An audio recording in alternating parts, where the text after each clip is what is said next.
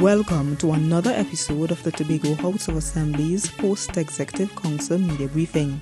This week, the Honorable Chief Secretary Orville London addresses the media. As you all are aware, we have started the Tobago Day celebrations, and I must say that I was quite impressed by the launch yesterday with the praise and worship at the Shore Park Cultural Complex.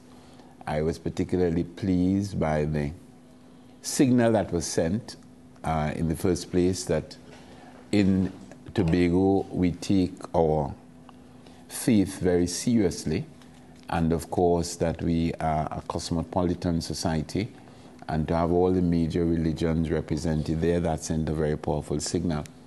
I was also quite impressed by the talent on display. We saw some fantastic performances from some young people, and I want to commend them. I want to commend their tutors. I want to commend all the people who have worked with them. And of course, we saw representation from the divisions, from the primary schools, from the secondary schools. It was a wide range of groups and institutions represented, and that sent another very good signal. I also noted this year that the level of interaction between the divisions and the personnel in the divisions and the public was much more intense than it was in previous years. And we did have the divisions making every effort to ensure that persons in the various booths understood the objectives behind the work of the divisions, and I think the quality of the interaction was particularly heartening. So that we're off to a good start, and I expect that we would have had today the same level of participation and interaction as we had yesterday. The activities continue today or this evening with the tree lighting ceremony at the Botanic Station, and of course the Botanic Gardens, and of course tomorrow we have the Chief Secretary's Awards function. I just wish to indicate that this year there is going to be an additional category of special awards. So we're going to have the Chief Secretary's Awards, which is going to be based on the contribution of individuals to the development of Tobago or any particular act, whether it's of bravery or whatever. But that is going to be confined to activities in this calendar year between the last, Assembly Day and this Tobago Day. But there were other individuals who contributed significantly during this fiscal year, or this financial year, or calendar year. But we believe that their contributions extended beyond the calendar year, and therefore they're going to be given a special award. I think there are going to be 3 of those special awards. And I want, of course, to congratulate, even before the event, all those who are going to be deserving awardees. And then on Saturday, there's a tree lighting ceremony at Lowido. So that basically this activity is going to continue for the rest of this week.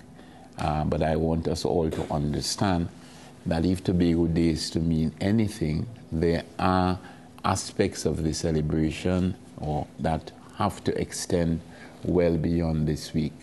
This is about Tobagonians reasserting their Tobago-ness.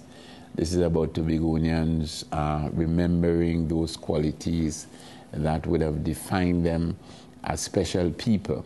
And I make the point continuously, and I'll continue to make the point, that those same qualities which defined our foreparents and those qualities which enabled our foreparents to surmount the challenges and to triumph despite the adversities decades ago, those are the same qualities of self-reliance and self-discipline and collaboration and belief in themselves and faith in their God. These are the same qualities that we need today to surmount the challenges that we face in the 21st century. And I'm hoping that we'll use this period to really revisit those qualities and to recommit to really being Tobagonian. With respect to Christmas functions, a question was asked yesterday, and I think that I just need to, some of you will be a repeat, but I just need to indicate that the Tobago House of Assembly is not banning Christmas functions in the divisions. We see the whole idea of having Christmas functions as a means of appreciation of the services of people over an extended period of time. The instructions have been given, however, that in light of the present economic circumstances, that divisions will be cautioned that they cannot afford to be ostentatious. But I think the spirit of Christmas, all of us, most of us have grown up in very straitened circumstances, but we know that Christmas is a time when we make an effort to do something special, with, of course, always operating within our limits. And that is the kind of attitude that I think would inform or should inform the various divisions in organizing their Christmas functions. So I want to take the opportunity. I know the functions and the celebrations would start maybe next week, but I want to take the opportunity to extend Christmas greetings to all of Tobago, and of course I hope that we will be able, despite the challenges, to ensure that the spirit of Christmas is not lost. Last week, quite interestingly, after a very long time, I would have met with the Chief Executive Officer of WASA, Mr. York, Mr. Rafi David, the WASA manager Tobago, and the team.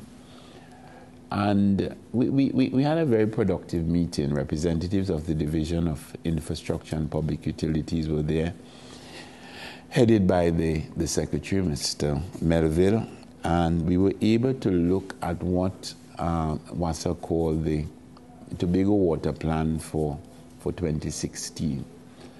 And I just want to indicate that we did get a commitment from WASA, which I will try to ensure that I pass on to the Minister and Minister responsible for WASA to get some degree of certainty that these plans will be put into effect. Among them is the commission of wells. There are a number of wells that have been dug, but have not been commissioned. And what WASA has indicated to me is that the commission of those wells could bring 4 million gallons of water daily into the system. So that that is going to be one of the priorities. And the figure that they would have given me somewhere in the vicinity of $19 million. There's also a project which had been on the drawing board for close to a decade, and that is, of course, a desalination plant, especially in southwest Tobago. Because when the projection was made, it was noted that in a dry season, because of the demand in Tobago, and this demand sometimes peaks at various periods in the dry season when you have, big activities in Tobago and a lot of traffic in Tobago, a lot of people in Tobago, that we are short, we are going to be significantly short of water, especially in southwest Tobago. And therefore, even with the commissioning of the wells, they're not going to get that level of predictability. And therefore, the introduction of a desalination plant is another issue that we would have discussed. And again, it is something that we support. This is not going to be any capital outlay for us in the Assembly or the central government, but we'll have to buy the water. The way in which it operates is that you the company comes in, put down the plant, and then the WASA will have to buy the water to redistribute to the people of Tobago. I want to take the opportunity, however, to make an appeal to us in Tobago. Because you see, we talk about winning water, but we don't often talk about saving water. You know, some years ago, something happened to me in my bathroom, and it stayed with me. I was brushing my teeth, and I realized that I had the tap on from the time I started brushing my teeth to the time I stopped. And I said, but will you realize the amount of water that you use? And I grew up in a time when you used to brush your teeth with a cup. 1 cup of water with a toothbrush, and you did a fairly good job. And every time, you know, I go in, and then you go to the bathroom, and those WASA advertisements, I think we got to take them seriously. Because you see, I'm relating it to what happens with a desalination plant. Winning water costs money.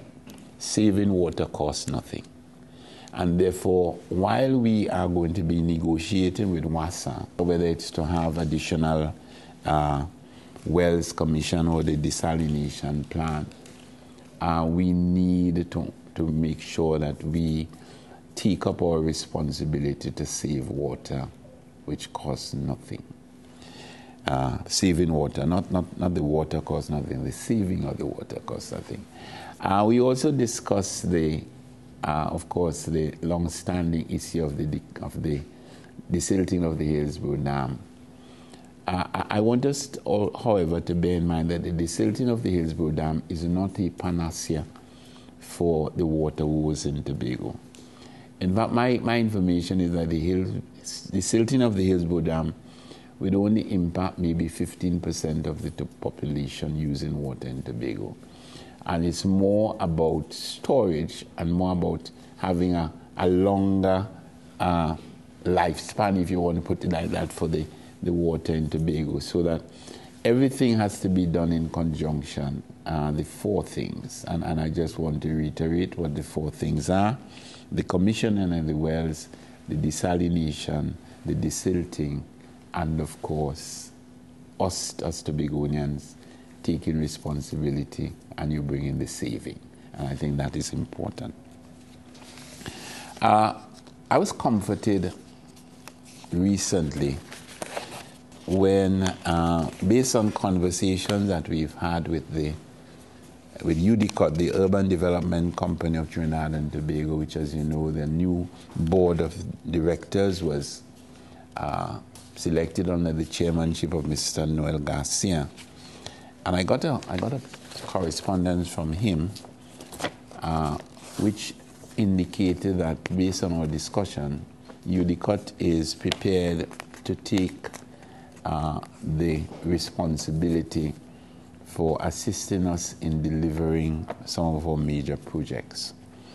And I just want to run them down. The Roxborough Administrative Complex. And in this one, it's not only that they have got a revised estimate, because this particular project, the designs were already completed and submitted to UDCOT. But basically, the challenge was, of course, the challenge of funding. And what was very encouraging is that we have received a proposal for funding from First Citizens Bank Limited, so that the question of funding, which had been a challenge for the past 5 years, or which was said to be a challenge for the past 5 years, that situation is now no longer, or let me put it differently, we have an opportunity most likely to have that situation handled. The Roxborough Fire Station, again, another interesting development. In fact, they have indicated that they have analyzed the site along with the occupational safety and health officer, and they believe that the building can be, remedial works can be undertaken rather than the building demolished, so that they are going to be conducting the relevant surveys and provide an estimate for the remedial work. So within a couple of months, we should get some indication as to whether the building should be renovated or whether it should in fact be demolished and rebuilt. Of course, in the present environment, we would be not averse to having the remodeling as long as it can be done, taking into consideration the safety measures and, of course, the objectives. The Blackrock Fire Station, again, this depends on funding, but UDCOT is willing to treat with that. Roxburgh and Woolgate fire stations, they're doing a design review, and as soon as this has been finalized, a tender will be advertised. They have to redo the tender because, as you realize, based on what had happened under the previous regime, this particular project was shelved.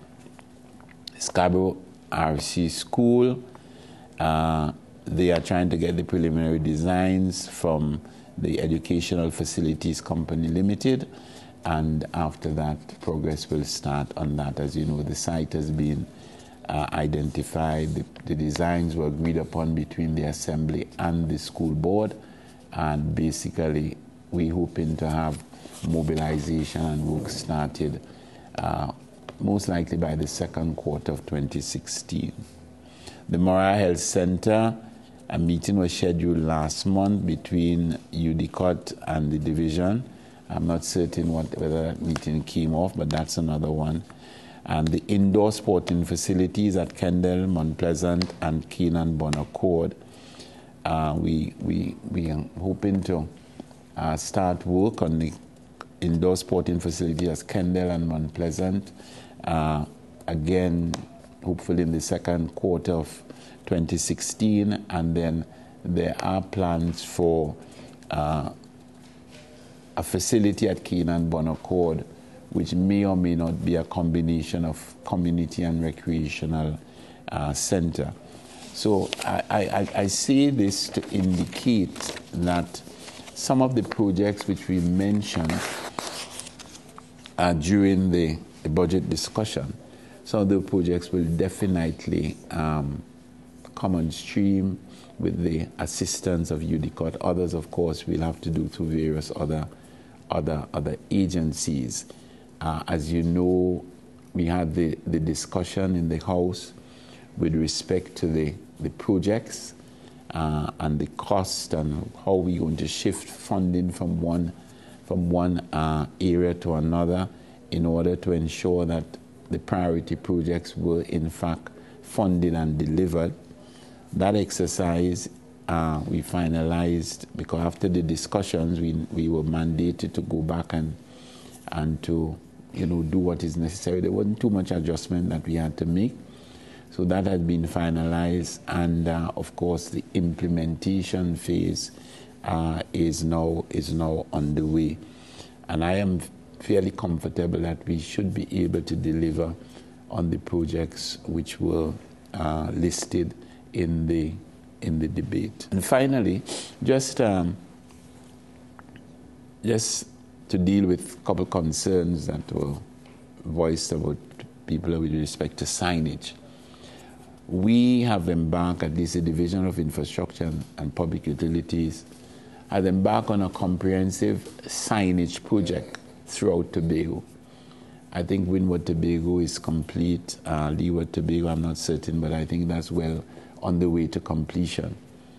As everything else, when you're doing a project as widespread and as complex as that, and when I say complex, it's not about the signage as such. It's sometimes just simply determining what is the name. It's the naming is maybe more challenging than the signage. And there are people, for one reason or the other, who are not comfortable with the signs. They like them, they like how they're designed, etc. But the name, there's some misspelling and so on. That's not a problem. But there are people who are actually objecting to the name that was put. We therefore advising that persons or communities or villagers who have challenges to contact the transport planner at the Division of Public Utilities, Scarborough, Tobago. Her name is Miss Nadia Frank, and her telephone contact is 494-6196. 494-6196, Miss Nadia Frank. Persons who have concerns. Bear in mind that the purpose of the exercise is to make it easier. It was done in conjunction with one of the agencies, but of course the postal services, because if you don't have proper signage, it makes the task of the postal services that much more complex. It was done in collaboration with them. It was also done in collaboration with the community councils, the village councils. And in some cases, the information that the division would have got is not necessarily in keeping with how the people living in the area, or sometimes it's just families in the area, might want the thing to be done. But I'm saying that everything can be negotiated if we approach the matter in good faith. So persons who are having challenges, instead of sitting down and sending the information, I have been given the assurance by the Secretary that the matters will be investigated, and hopefully some mutually satisfactory decision could be come to. I just want to know if there's any update on the payment for the TRHA workers in light of the recent protests and stuff that happened at the hospital this week.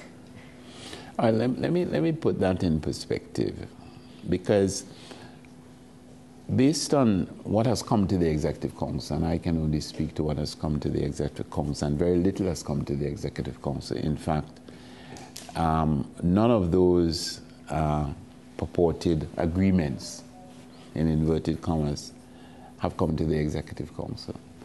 And you really have three layers, well, four. You have the CEO, you have the TRHA, you have the Secretary, and you have the Executive Council. And that's in the Tobago context. And what is happening at this point in time is that we have a lot of conflicting information, but more importantly, conflicting interpretations. This administration operates on two premises that are critical. One is that we operate within the law, but two, we operate in an environment where the welfare of our employees and the welfare of our clients are critical.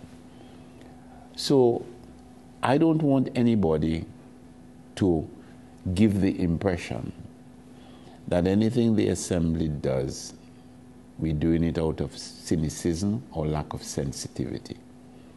We need to know what the issues are. We need to know what the law is. And when that happens, we have a responsibility to do the right thing. At this point in time, there are varying interpretations. And the Assembly is being advised, the Secretary is being advised, I suspect the board is being advised as to how can it come to a conclusion or conclusions that would ensure that, as I said, we operate within the law, and of course there's common law, there's industrial law, so that we have to deal with it.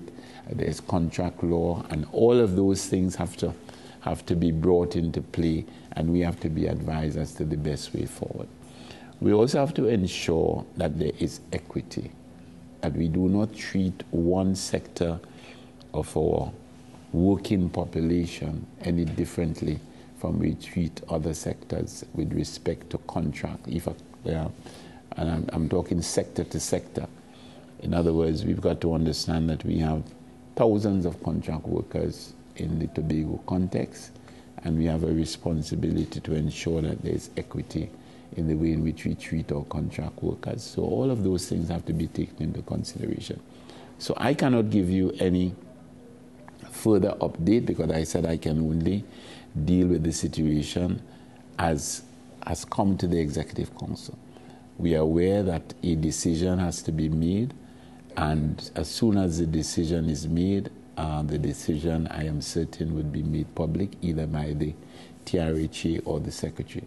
But my advice to the Secretary is that make sure that you understand all the nuances, make sure that you get all the advice, make sure that the TRHA is in a position to treat all the advice, not as instructions, but as information that they would be able to evaluate and then make a decision which is lawful and which is fair to all concerned.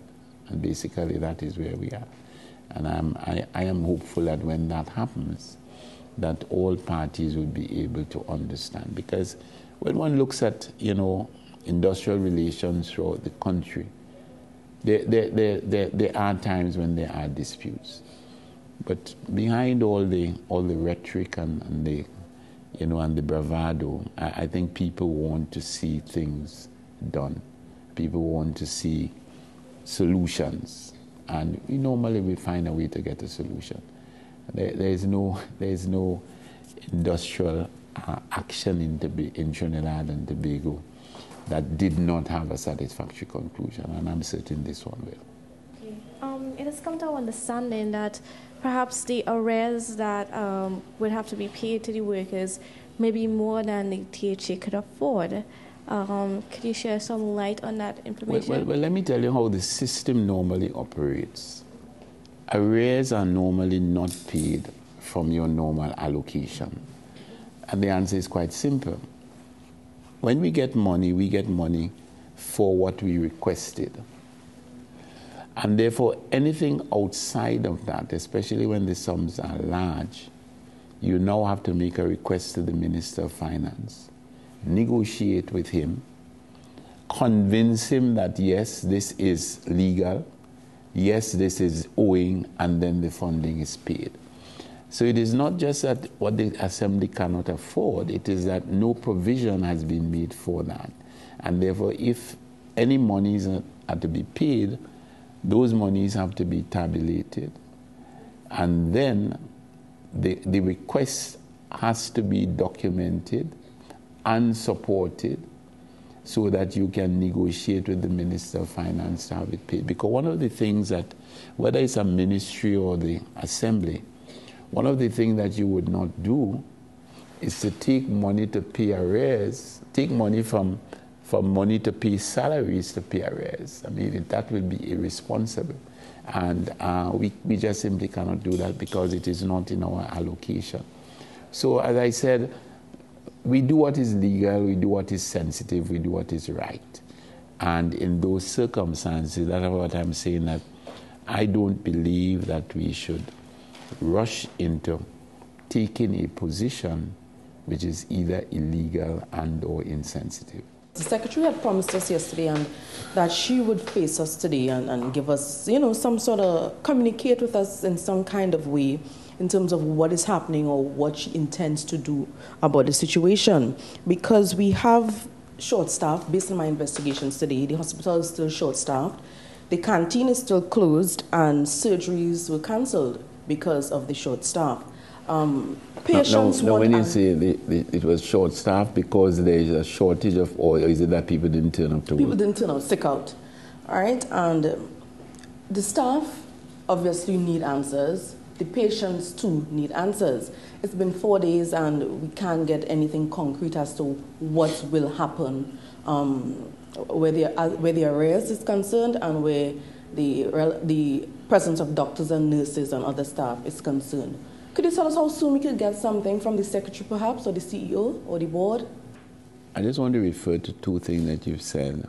One is about adjustment in salaries and wages, and the second is arrears. And I think that those two issues have to be treated separately because the connotations are different for each of them. And I think that when we finally come to a decision based on the advice, we will make that distinction. That's one. Secondly, I cannot forecast, nor can I control how employees react if they feel that they are aggrieved.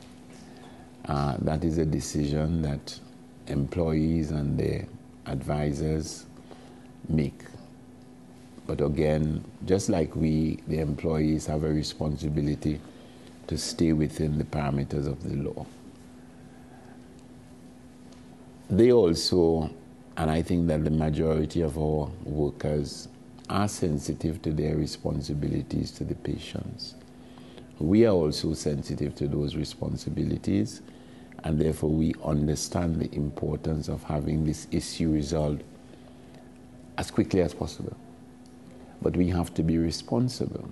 We cannot, because we want to deal with the situation urgently, make a commitment either that we cannot keep, or a commitment that is not legal, or a commitment that is not based on a professional evaluation of all the factors. And it is in that context that I can't tell you when. What I can tell you, and I just want to reiterate, that we are aware that employees have to have some satisfactory closure. We are aware of that. But we are also aware that we have a responsibility to treat with all the varying pieces of advice and interpretation and information that we're getting, so that the assembly, let me put it differently, the TRHA, as the representative of the division and the assembly, will make decisions which are binding and which are in keeping with good industrial practice. Thank you for staying with us for the Tobago House of Assembly's Post-Executive Council Media Briefing for the week ending December 5th, 2015.